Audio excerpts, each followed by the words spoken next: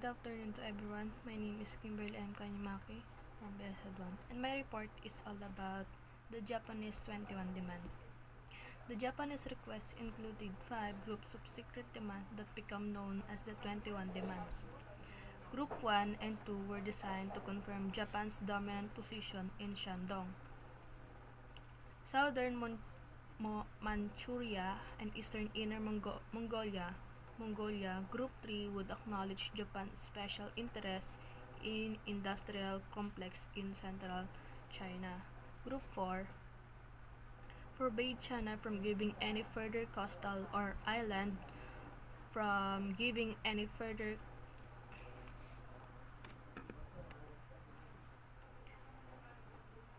concession to foreign powers except for Japan. The most outrageous was Group 5. Group 5 required China to install Japanese advisors who would take effective controls of Chinese government, economy, and military.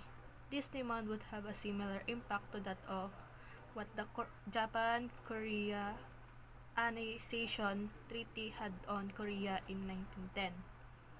These notorious demands were issued at the time of shifting balance of power in East Asia, with the Qing dynasty's humiliating defeat in the First Sino-Japan War, 1894 to 1895. Regional dominance for the first time had moved from China to Japan. Japan's ambitions in China were further emboldened by its decisive victory in the Russo-Japan War, 1904 to 1905, which affirmed the Japanese presence in South Manchuria and Korea. The 1911 revolution brought an end to the Qing dynasty and ushered in the Republican era in China, but China remained a pushover in the face of pressure from Western powers. Furthermore, Yuan's ruling status itself was shaky due to treaty from competing local warlords.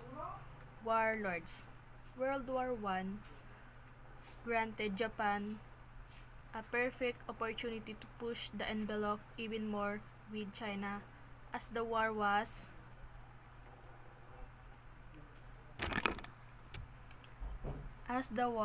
underway in Europe. The Japanese hoped that other major powers would show little interest in countering Japanese expansion in China. For this reason, Japanese Foreign Minister Kato Takaaki was convinced that the feeling of an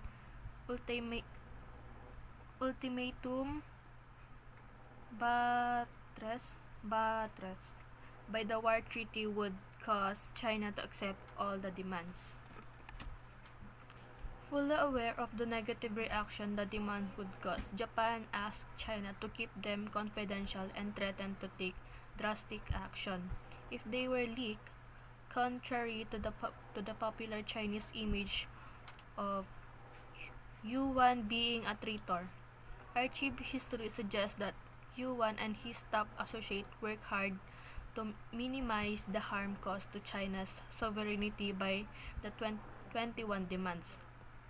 Soon after studying Japanese requests, Yuan instructed top Chinese diplomats that by no means should China submit to the demands of Group 5.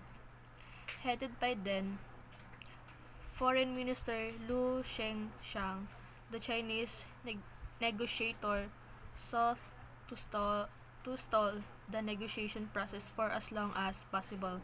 Between February 2 and April 17, 25 rounds of negotiation were held disregarding the Japanese threat. Yuan had his political advisor leak the full content of the 21 demand to a correspondent for the Times in Beijing, who then reported them in February 12. In seeking international support, Yuan also relied on the traditional Chinese strategy of playing one power against another, yi ziyi. He hoped that a perceived threat to European and U.S. political and economic interests in China would lead them to constrain Japan's aggressiveness. Although the United States continues with a low-risk strategy in China, Secretary of State William Jennings Bryan warned that the United States would not recognize infringement on Chinese sovereignty, and Lennox Potman will document in the book an indiscreet chronicle from the Pacific. In addition, not springly, not so, so not surprisingly, Yuan, who had no intention of risking war with Japan, accepted the ultimatum on May 9. The final form of the treaty was signed on May 25, 1915, with the removal of the most odious provision. However, the new treaty gave Japan to know more than what it really had in China. Yuan, whose credibility and popularity as a leader was further weakened as a result of his appeasement policy, viewed accepting the treaty as a terrible shame, and made May 9 China's National Humiliation Day. The 21 demand nurtured a considerable amount of public ill will toward Japan and the Alpes. The entry of Japan in the war. During the outbreak of the war, China and United States sought to prevent the extension of hostilities to the Far East, where belligerent powers held possession and leasehold. Both England and Germany, the latter particularly, were disposed to heed the sentiment, as they were interested in preserving the supremacy and economic interest in the Orient. The Japan outbreak of the war presented a golden opportunity to expand her interest in the Far East. She believed that the European powers would be too busy enough in their struggle, guided by her own selfish interests, and using the Anglo-Japanese alliance as a convenient pretext, Japan entered the war on the side of the allies. The war on the side of the Allies on August 23, 1914, Japan was able to reduce the German naval base at Qiangtown in Shandong province, as well as the German island in the Pacific. She was able to obtain these territories at minimal cost.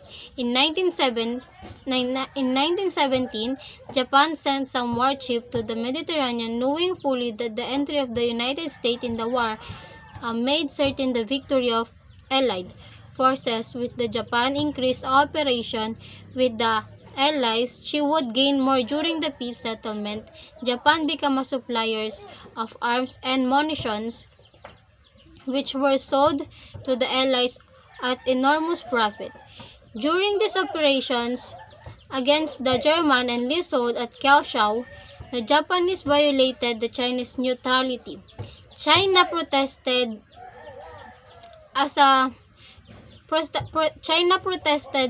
as a concessions to the Japanese, defined a war zone around the German leasehold, within which military operations may be conducted. However, the Japanese extended their activities far beyond the limit of the war zone and occupied Chinese territory hundreds of the miles inland. The Lansing-Ichi Agreement.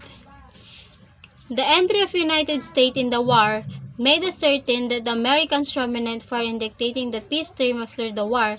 Japan state, which had been lately critical of Japan's recent action in the China. For this purpose, the Japanese government sent to Washington in the summer of 1917 a mission headed by Viscount Ichi. With his eloquence and diplomacy, he was able to obtain from the United States, represented by American Secretary of the State Robert Lansing, that so-called Lansing-Ichi Agreement.